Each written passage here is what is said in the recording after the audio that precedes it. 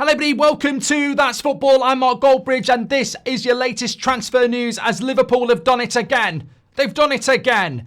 They are in for Hugo Ekitike, one of the most exciting young forwards in Europe, and he's going to Liverpool as well. This is being reported this morning from Sky Germany, which is where Hugo Ekitike and Frankfurt is in Germany. I tell you what, people need to bloody wake up because this Liverpool transfer window is unprecedented, actually. They've won the title. They saw an opportunity. They won the title. And now, having won the title, they ain't going to stop. They're going to keep going. This could be 4 big signings basically before June. Frimpong, Kerkez, Wirtz, and now Ekitike. Incredible. Incredible. And look, this is a player that's been linked to Chelsea. He's been linked to Newcastle. He is a very, very exciting player. Look, we've seen what happened with Mamouche and Man City, but Liverpool need a forward. We were talking yesterday about Isak and maybe waiting a year, but that doesn't seem to be Liverpool's tactic, does it? And if you are an Arsenal, you've got to wake up quickly because Liverpool are just going to get all their business done, go on holiday, come back, be revved up to go for a new season. And yeah, look, I said Arsenal for the title, but next season because, you know, I didn't know what Liverpool were going to do. What they're doing at the moment is incredible. Let me just read where it's coming in from, though, because obviously some people will be saying, where's it coming from? Where's it coming from? So it's coming in from Florian Plettenberg, who is a Sky reporter for Germany. He's been very good on the Germany stuff. And he says the next big target from the Bundesliga. Understand Liverpool are now seriously in the race for Ekitike. Talks have taken place. Slot and Edwards are keen on him. The biggest rival at the moment would be Chelsea. Eintracht Frankfurt have not yet received an offer. They still want around 100 million euros. I mean, look, with all due respect, you never know what could happen with Chelsea when you're competing against a club like Chelsea in the transfer market. They have always been very, very good.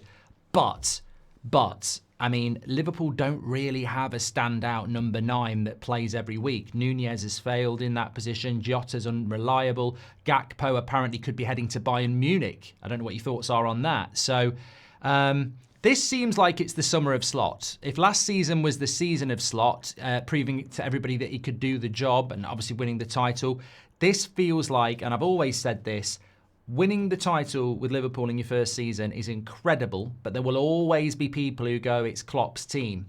This feels like it's the transition to Slot's team. It's a little bit like, and I don't know how it works in your countries, but we've had it before in the UK, where the political party that's in power, the leader leaves for whatever reason, and somebody else gets elected in. And they do a good job, but people are going, yeah, but you're only there because of the previous leader. And then the elections happen and they win the campaign. And then everyone goes, right, this is where they really start. And I'm not saying Slot hasn't started. He's done a fantastic job. He should get manager of the year.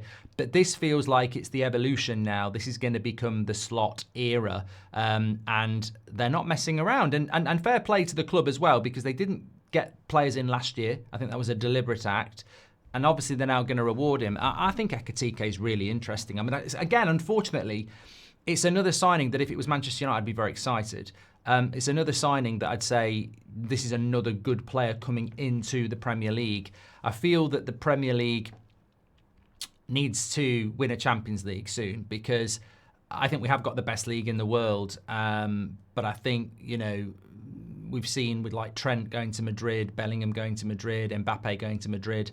The Premier League needs to stamp its authority and bring some quality players in, and I think we are starting to see that again this summer.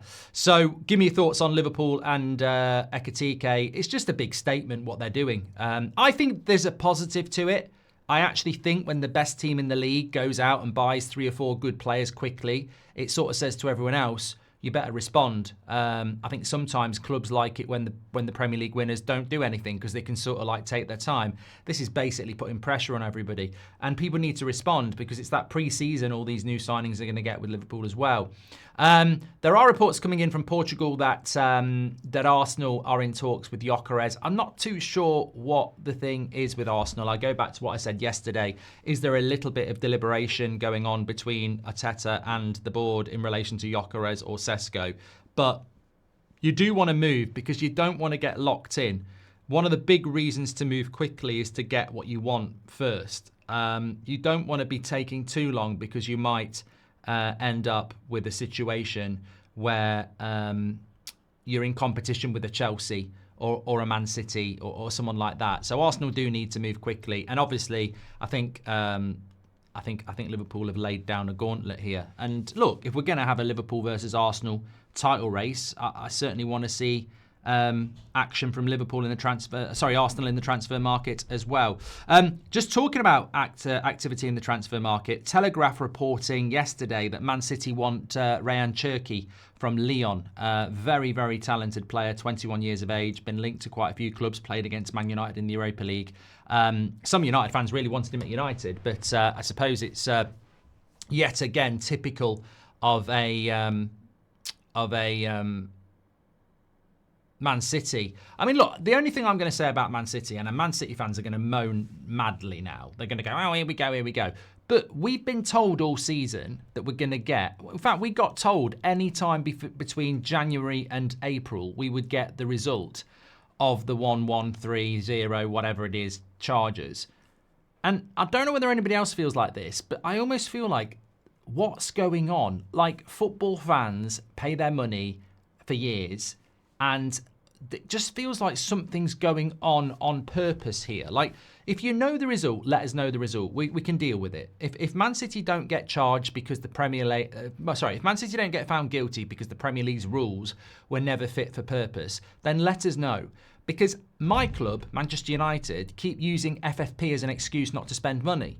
And if Man City don't get in trouble, then FFP is not fit for purpose. And then all the United fans and every other fans of every other club can look at their clubs and go, why did you adhere to these rules? Well done, Man City. You took the piss at our rules that didn't actually mean anything.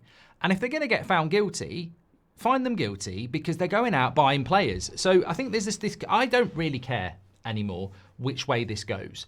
I think we all know Man City did do something that other clubs didn't do. But if the Premier League's rules weren't fit for purpose, then, well done Man City for finding a loophole, and more fool everybody else who didn't copy. If they did break rules and they are enforceable, then let's do something about it, because I think it was fine during the season, but I'm getting a little bit confused now when Man City are going for players that other clubs might be wanting, but Man City are buying them. They shouldn't be buying them if they're going to get into trouble. So I just think I've spoke to a few Man City fans and they're like, yeah, we've had a bad season, but next season we just need to bring some more players in. We've got the Club World Cup. And I'll go to them, well, what do you think about this? And they'll go, yeah, I don't know. At some point they're going to say something, but we don't know whether it's going to be tomorrow or next year. It's just a bit weird on that one. In other news, the Liam Delap story is still there, but of course we've got the watch-along tonight for Chelsea against Betis in the Conference League, and Chelsea are linked to a lot of strikers, including Ekitike. So it just feels like there's a domino effect with strikers, and if Ekitike is to leave and go to Liverpool or Chelsea, and Arsenal are to get Gyökeres, that would leave Gyökeres or Sesko free for maybe Chelsea or Newcastle. And Man United get Delap. Maybe. I don't know. It's a difficult one to sort of try and figure out at the moment. But there is certainly a lot going on at the moment. And I go back to the story at the start. I think if Liverpool are in for Ekitike, again, I said this about Wirtz as well. The fact that Liverpool really wanted Wirtz, if they hadn't got Wirtz, they would have gone for somebody else. And the fact that Liverpool are now wanting Ekitike, even if they don't get him, they'll be going for somebody else. The thing with Liverpool is they will probably 90% get Ekitike, won't they? Give us your thoughts. Thanks everyone for watching. Smash a like on the video. I'll speak to you on the next one. And don't forget, tonight, we've got a Conference League watch along. It's Anthony on loan from Manchester United for Real Betis against Chelsea. I'll see you later for that one. Take care.